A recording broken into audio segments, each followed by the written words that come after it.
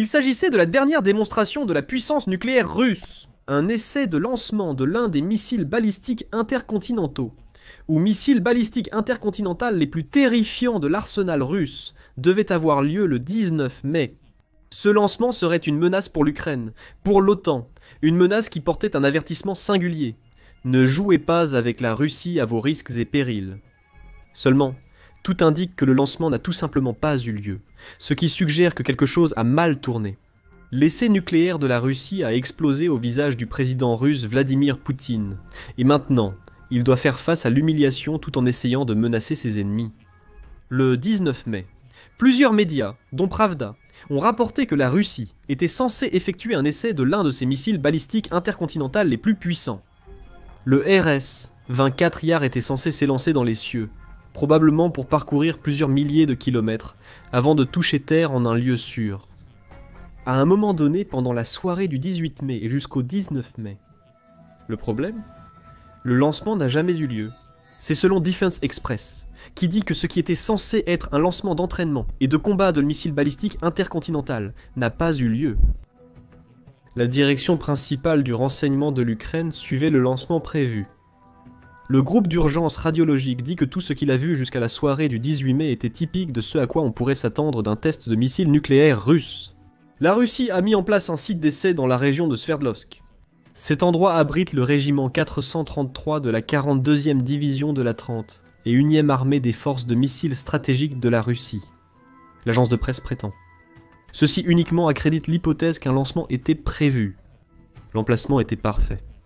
Les troupes stationnées ici ont géré des lancements de tests auparavant. Tout était préparé pour le 19 mai pour transmettre des rapports d'un terrifiant missile russe filant dans le ciel pour représenter une menace directe contre l'OTAN et l'Ukraine. Pourtant, les médias étaient étonnamment silencieux sur le lancement le jour après qu'il était censé avoir eu lieu. La raison est simple. Il n'y avait aucune preuve que le RS-24 Yars ait jamais décollé du sol. Newsweek note que chaque jour, les Russes de la région auraient pu voir le missile voler s'il avait réellement été lancé. C'est ce qui s'est passé lors des précédents lancements de missiles russes réussis. Les gens, surpris de voir une arme massive dans le ciel, sortent leurs appareils photo pour la photographier. Ces photos se retrouvent inévitablement sur des plateformes de médias sociaux comme Telegram, prouvant qu'un lancement de test a eu lieu sans que le Kremlin ait à prononcer un mot. Cela ne s'est pas produit le 19 mai, ce qui conduit à deux possibilités. Si la Russie a réussi son lancement de test, cela signifie que son missile balistique intercontinental aurait dû survoler une énorme partie de la Sibérie, puis entrer dans Magadan, sans qu'une seule personne ne prenne une photo ou une vidéo. Ou il y a l'explication bien plus probable que le missile russe n'a tout simplement jamais décollé. Les tests ont échoué. Et le Kremlin ne dit pas un mot sur ce qui s'est passé. Mais quelque chose devait se passer. Groupe d'urgence radiologique l'a dit en mai 18, déclarant « Afin de faire pression de manière démonstrative et d'intimider l'Ukraine, ainsi que les États membres de l'Union européenne et de l'OTAN, l'État agresseur. La Russie prévoit un entraînement au combat. Lancement du missile balistique intercontinental RS-24 depuis le complexe de Yarsk dans la nuit du 19 mai 2025. Quelque chose ne colle pas ici, ce qui mène à la question évidente. Que s'est-il passé ? Il y a quelques théories, selon la nouvelle voix de l'Ukraine. La première est que le RS-24 que la Russie avait l'intention de lancer a été victime des mêmes problèmes techniques. Cela a affecté deux des mêmes types de missiles, qui n'ont pas réussi à se lancer correctement, en 2023. Dans les deux cas précédents, la Russie a procédé à ces lancements pour voir ensuite les missiles dévier de leur trajectoire et s'écraser au sol. La Russie aurait analysé les débris des missiles pour identifier la cause de l'échec. Passons au dernier lancement, avorté. La Russie a probablement effectué plusieurs tests avant le lancement pour identifier le problème qui a causé la chute des précédents Serikasti-24. Peut-être qu'elle a trouvé ce problème. Si c'est le cas, la Russie a peut-être choisi d'annuler complètement le lancement, plutôt que de risquer d'envoyer un autre missile aérant dans le ciel. Après tout, comme le souligne l'Ukraine, le but était d'intimider. C'est assez difficile à faire quand on a un missile qui ne peut même pas atteindre sa cible prévue. L'autre raison possible de l'échec réside dans un problème technique qui aurait pu se manifester lors des premières étapes du lancement. Ce scénario implique que le RS-24 a passé tous les contrôles pré-lancement de la Russie, ou que la Russie n'a pas tenu compte des échecs conduisant à une tentative. Cependant, le missile a mal fonctionné lors des premières étapes de son lancement, juste après le décollage initial. Cela expliquerait pourquoi le missile n'a jamais été photographié ou filmé dans le ciel, même si la Russie a tenté le lancement. Il n'est pas allé suffisamment haut pour être vu. Selon The New Voice of Ukraine, ce deuxième scénario est une possibilité, car le RS-24 n'est pas un missile aussi récent que la Russie veut le faire croire au monde. Au lieu de cela, c'est simplement une version modernisée du système de missiles Topol, qui est entré en service à la fin des années 90. Peut-être, ce qui vient d'être observé ou non.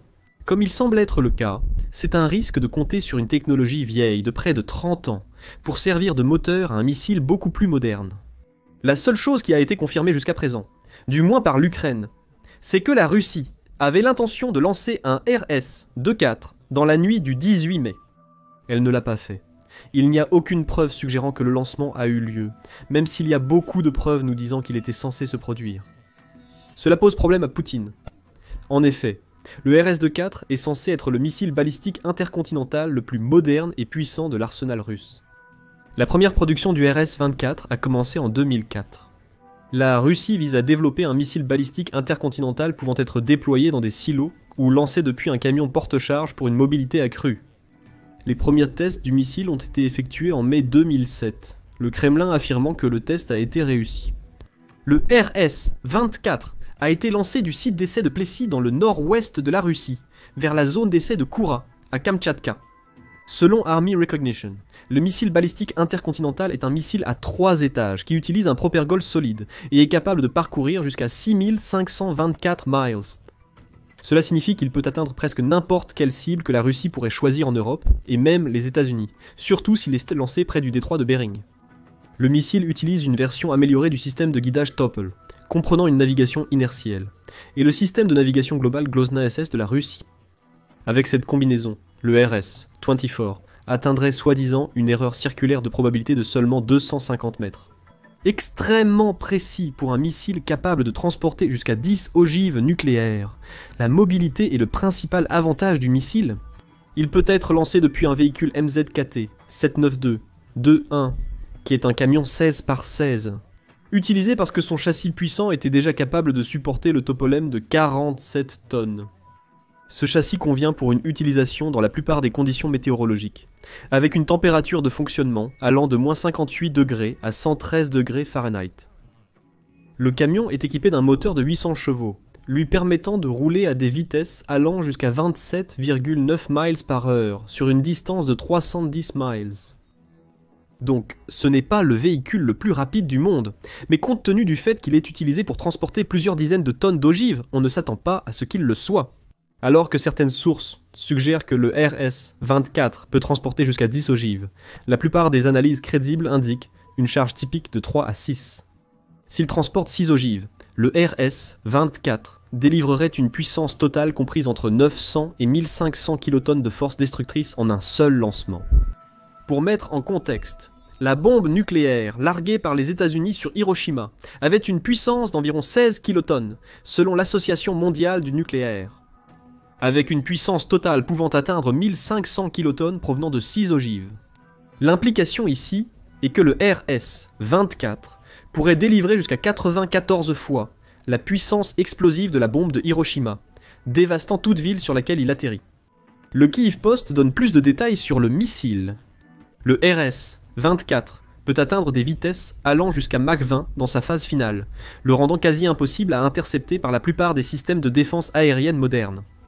Ses capacités d'évasion proviennent d'une combinaison de cette vitesse hypersonique et du fait que le missile est également capable de déployer des leurres. En d'autres termes, certaines des ogives chargées dans le RS-24 sont des leurres volontaires que la Russie utilise pour confondre les systèmes de défense aérienne, qui sont déjà dépassés par la vitesse pure du RS-24. Depuis son introduction en 2007, la Russie a procédé à 10 lancements de tests du RS-24. Ce dernier test raté montre que le missile n'est peut-être pas aussi capable que Poutine veut le faire croire au reste du monde. De plus, cela soulève une question. Si la Russie ne peut même pas faire décoller de manière fiable son RS-24, peut-on vraiment croire le reste des statistiques que le Kremlin a partagées sur le missile? Peut-être qu'il n'est pas hypersonique, ou du moins pas aussi rapide que la Russie le prétend. Il est possible que sa capacité de transport de têtes nucléaires soit surestimée. Un lancement raté suffit pour jeter le doute sur l'ensemble du projet RS-24, ce qui conduit à quelque chose d'important. Que signifie cet échec de lancement pour la Russie à l'avenir? Le premier et le plus inquiétant des problèmes pour la Russie est que l'échec du RS-24 est loin d'être isolé. Il semble plutôt y avoir un schéma d'échec de lancement de missiles ou d'autres problèmes techniques émanant des tests de la Russie. Par exemple, il y a eu plusieurs comptes rendus de l'échec de la Russie à lancer son nouveau missile balistique intercontinental, à moyenne portée Oreshnik, mais l'exactitude de ces rapports est difficile à déterminer. Selon le New Voice of Ukraine, la Russie a échoué 2 fois à lancer l'Oreshnik vers la fin de 2024. Avec une tentative ratée en novembre de cette année-là, suivie d'une autre, où le missile n'a pas réussi à prendre son envol. Il a été rapporté que la Russie a tenté à nouveau avec l'Oreshnik au début de 2025. Bien que les rapports de ce supposé lancement raté soient au mieux flous. Forbes a d'abord affirmé que le lancement raté avait eu lieu le 6 février, citant un analyste militaire ukrainien nommé Kirill Sazonov, qui a affirmé que l'Oreshnik n'a pas volé loin, avant de dysfonctionner et d'exploser. Cependant, la Russie, et plus importante encore, l'Ukraine ont nié que le lancement raté ait jamais eu lieu. Le ministère ukrainien de la Culture et de l'Information a déclaré que l'article des médias américains repose sur les hypothèses de Sazonov, et non sur des faits avérés. La Russie n'a pas officiellement signalé de tentative de lancement. De plus, comme vu avec l'échec du RS-24, l'Ukraine sait généralement quand la Russie se prépare à tester l'un de ses missiles balistiques intercontinentaux. Alors, Bosch-Oreshnik lance ou pas? La Russie a acquis une réputation de pays possédant beaucoup de têtes nucléaires et une collection de vecteurs de livraison qui ne sont pas capables de transporter ces têtes là où elles doivent aller. Que s'est-il passé avec le RS-24 le 18 mai? Poutine connaît-il des faveurs lorsqu'il tente de projeter son pouvoir sur d'autres nations? Il est également difficile d'ignorer que d'autres missiles russes, pouvant transporter des armes nucléaires, échouent au tout test. En septembre 2024, Newsweek a publié un article affirmant que le missile russe Satan II a échoué lors de 4 de ses 5 derniers tests. Le missile, également connu sous le nom de RS-28, est l'un des joyaux de la couronne nucléaire de la Russie. Comme le RS-24, il semble que la Russie ait du mal à le faire décoller. Newsweek rapporte que les images satellites du site d'essai de Plesetsk montrent l'étendue des dégâts causés par l'un de ces lancements ratés. Selon ces images, un cratère de 60 mètres de large est apparu au cosmodrome de Plesetsk à la suite de l'un des échecs. On peut également voir des dommages évidents dans la zone environnante, qui n'étaient pas visibles sur les images satellites, du même endroit prises plus tôt en septembre. Selon Newsweek, une panne du moteur à carburant liquide du missile a vraisemblablement causé son explosion au décollage du puits de lancement. C'est une préoccupation majeure pour la Russie. Cette explosion a non seulement endommagé la Russie, mais imaginez les conséquences d'un lancement nucléaire dans ce contexte. Même si les experts affirment qu'une explosion conventionnelle ne déclencherait pas la détonation d'une ogive nucléaire, les conséquences d'un tel échec sur le territoire russe restent importantes.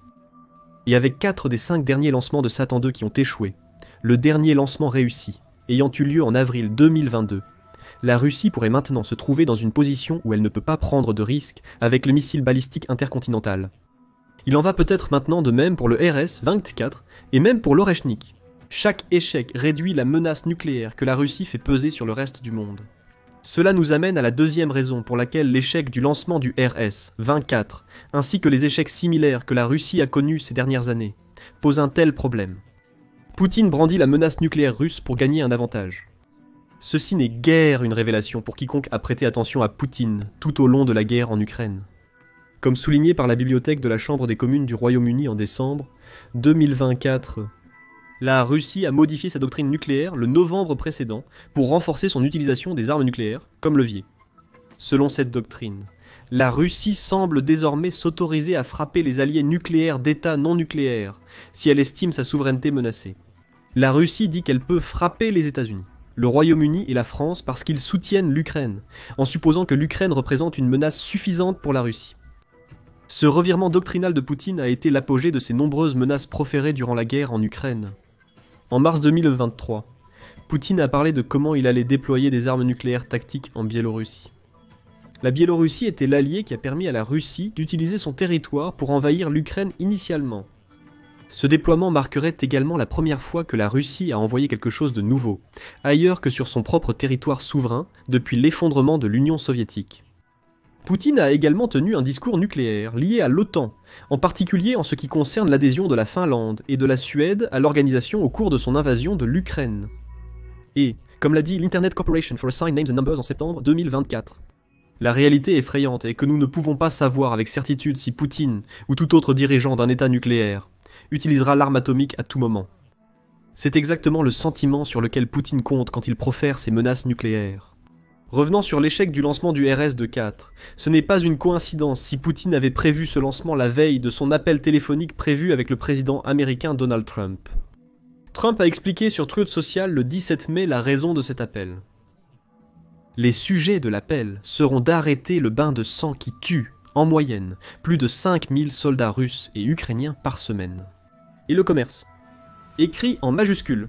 Le post était un avertissement à Poutine que Trump en a assez d'être manipulé par le leader russe et ses tentatives constantes de retarder les négociations de cessez-le-feu. Le lancement du RS-24 était censé être la réponse de Poutine, une démonstration de la puissance nucléaire russe qui renvoyait un avertissement au président américain que la Russie n'est pas un pays à prendre à la légère. Le RS-24 n'a pas décollé, faisant disparaître le levier immédiat que Poutine espérait utiliser dans sa conversation avec le président américain. Cela ne signifie pas que Poutine menacerait explicitement d'utiliser l'arme nucléaire en discutant avec Trump. Un lancement réussi aurait suffi à sous-entendre les capacités de la Russie si les négociations ne se déroulent pas comme elle le souhaite. Maintenant, tout ce que Poutine a à utiliser comme levier est un autre échec de lancement de missiles balistiques intercontinental, dans une série d'entre eux. Cela s'ajoute aux tactiques d'intimidation infructueuses de la Russie, qui ne répondent pas aux attentes de Poutine. En vérité, cela a été un problème pour le dirigeant de la Russie tout au long de l'invasion de l'Ukraine.